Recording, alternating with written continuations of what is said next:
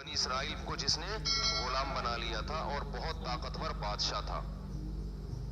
یہ چونکہ یہ واقعہ جب تک پیغمبروں کا پورا سلسلہ معلوم نہیں ہوگا نا تو بات سمجھ میں نہیں آئے گی.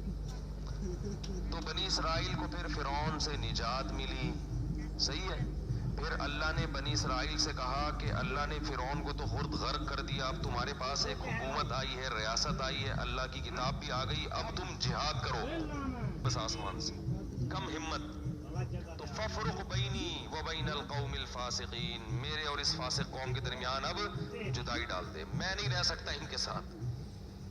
بہرحال کچھ عرصہ موسیٰ علیہ السلام رہے وادی تیہ میں اس قوم کے ساتھ. اللہ نے کہا کہ اب یہ 40 سال تک یہ علاقہ فتح نہیں ہوگا, 40 سال تک نہیں, یہ میدان میں گھومتے رہیں گے بس. تو وہیں موسیٰ علیہ السلام کا پھر انتقال ہو گیا اور آپ دنیا سے چلے گئے. پھر موسیٰ علیہ السلام کے بعد پھر دوسرے پیغمبر آئے اور ان پیغمبر نے بنی اسرائیل کو پھر حکم دیا. بنی اسرائیل خود کہنے لگے کہ ہمیں آپ جہاد کا حکم کیوں نہیں دیتے ہیں بھائی, ہم بھی کچھ علاقہ فتح کریں, ٹھیک ہے, اور ہمیں ہمارے گھروں سے نکالا گیا اور ظلم کیا گیا.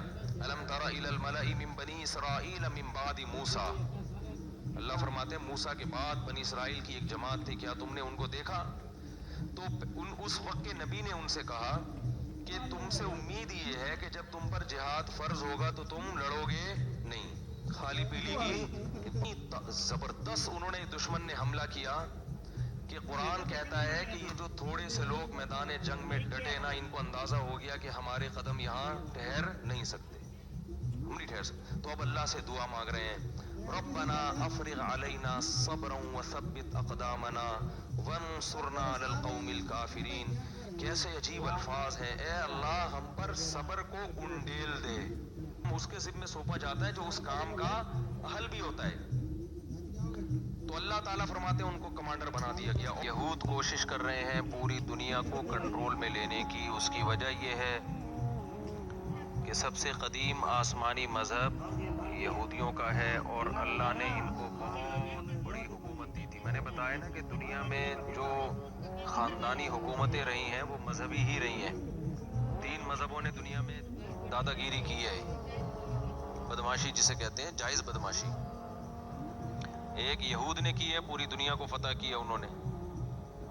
پھر اللہ نے عیسائیوں کو غلبہ دیا, انہوں نے یہودیوں سے سارے علاقے چھین کے ان پہ حکومت کی.